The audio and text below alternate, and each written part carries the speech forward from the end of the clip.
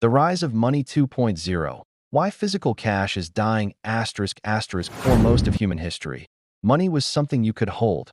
Gold coins, paper notes, metal tokens. But in the last 2 decades, something extraordinary happened. Money stopped being physical. Today, more than 92% of the world's currency exists only in digital form, stored as numbers on servers, not paper and wallets. This silent shift gave birth to what experts now call Money 2.0, a new era where money is software, transactions are data, and financial power belongs to whoever controls the digital rails. This transformation wasn't random.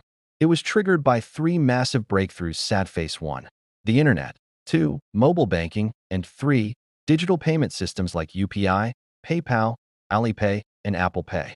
Together, they made digital transactions faster, safer, and more convenient than cash ever could be.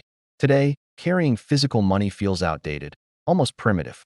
But beneath the convenience lies a deeper, more strategic reality. When money becomes digital, it becomes programmable. Every transaction leaves a footprint. Every payment can be tracked, analyzed, or even blocked. And whoever controls this system controls the economy, the behavior of citizens, and the flow of global trade. That's why governments around the world started seeing digital currency not just as a tool, but as a weapon of power. By 2020, central banks realized something else. Private companies like Facebook and crypto networks like Bitcoin were starting to challenge the traditional financial order. If they didn't move fast, they could lose control of their own monetary systems. This fear triggered a global race to build official digital currencies, also known as CBDCs. Thus began the era of Money 2.0, an era where cash is dying, wallets are becoming apps, and nations are preparing for the biggest financial battle since World War II, the battle for control over digital money itself. China's digital yuan, the first weapon in the new money war ***. While most countries were still debating the future of digital currency, China quietly moved ahead and then launched a financial weapon the world wasn't prepared for: the digital yuan, ECNY. This wasn't just another payment app. It wasn't crypto. It wasn't a fintech experiment.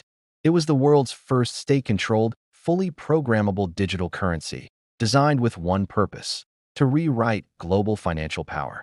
China understood something early. Whoever controls the next version of money controls the next version of the world. So instead of waiting, China built an entirely new financial architecture from scratch.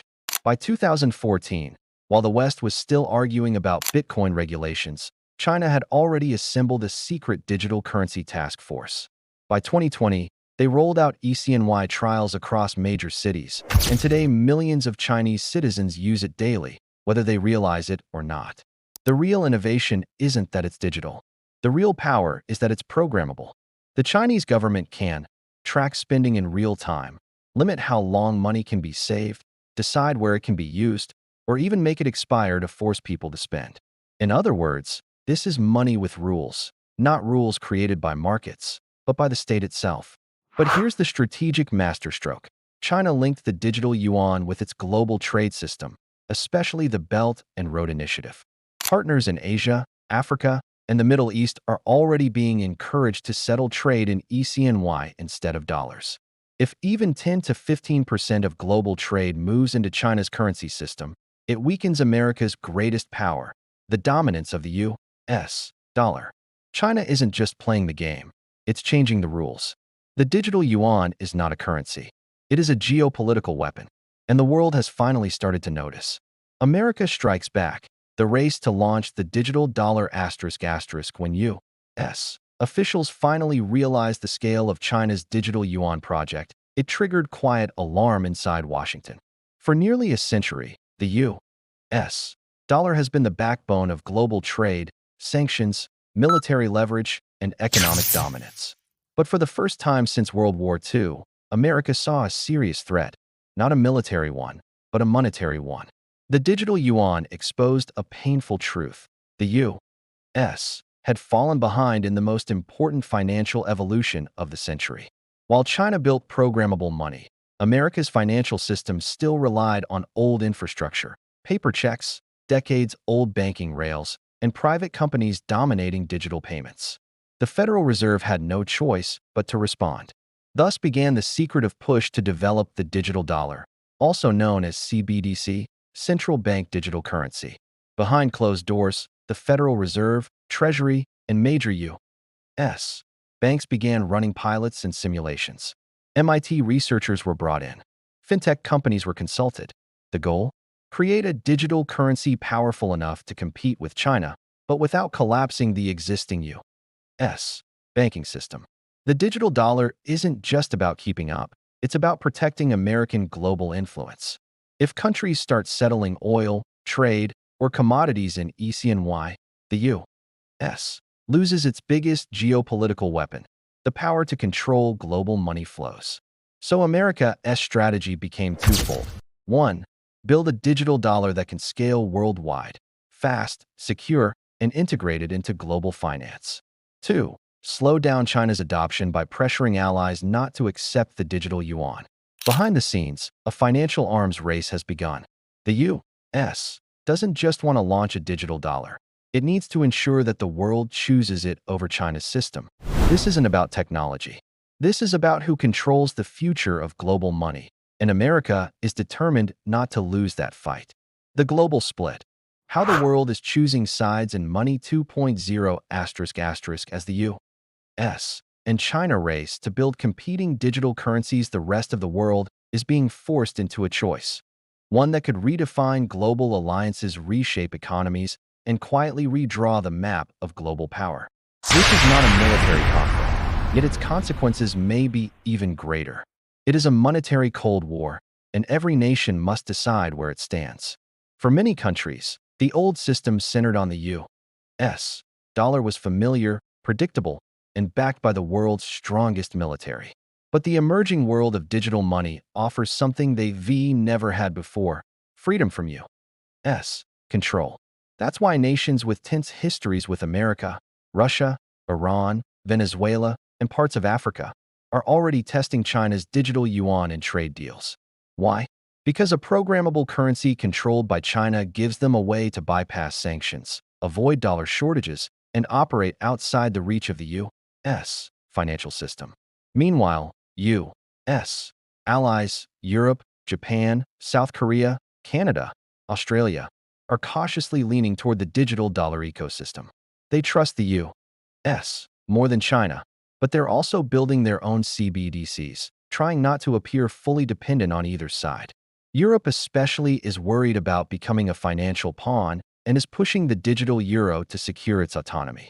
Then there are the swing states of global finance: India, Brazil, Indonesia, Saudi Arabia, and the UAE. These countries hold enormous strategic value, controlling key resources, trade routes, and populations. Each of them is quietly negotiating with both superpowers, waiting to see who offers the better deal: lower fees, more stable infrastructure, or political advantages. The world is splitting into two financial camps, one orbiting Washington, the other orbiting Beijing. But unlike the Cold War of the past, this time the battlefield is invisible. No bombs, no troops, just code, servers, digital wallets, and the future of global money hanging in the balance. The endgame: the world after the digital dollar war ***. Once the battle between the U.S. digital dollar and China's digital yuan reaches full scale, the world will look completely different. This will not be a slow transition, it will be a forced evolution. Nations, banks, corporations, and citizens will all be pulled into a new financial architecture they cannot escape. In this future, physical cash becomes rare, traditional banks shrink, and every transaction is logged inside national or global digital systems. Governments will gain unprecedented visibility into spending, taxes, crime, and capital flows. For ordinary people, convenience will rise, but privacy will fall off a cliff. International trade will shift from paper contracts and swift messages to instant, programmable money, capable of enforcing rules automatically. A shipment of oil or microchips might only release payment once AI verifies location, quality, and compliance. The entire global economy will operate like software. But the real change will be geopolitical. If the United States wins, the core of global finance remains under Western influence. If China wins, the world may move toward a more authoritarian, centrally controlled financial model. If the world fractures, multiple digital currencies, competing alliances, we enter an era of permanent economic tension. And if AI becomes the ultimate referee of global money, the true winner may not be any country at all, but the algorithms quietly tracking, optimizing, and controlling the world's value flows. No matter who comes out on top, one truth is unavoidable. After the digital dollar war, the world will never use money the same way again.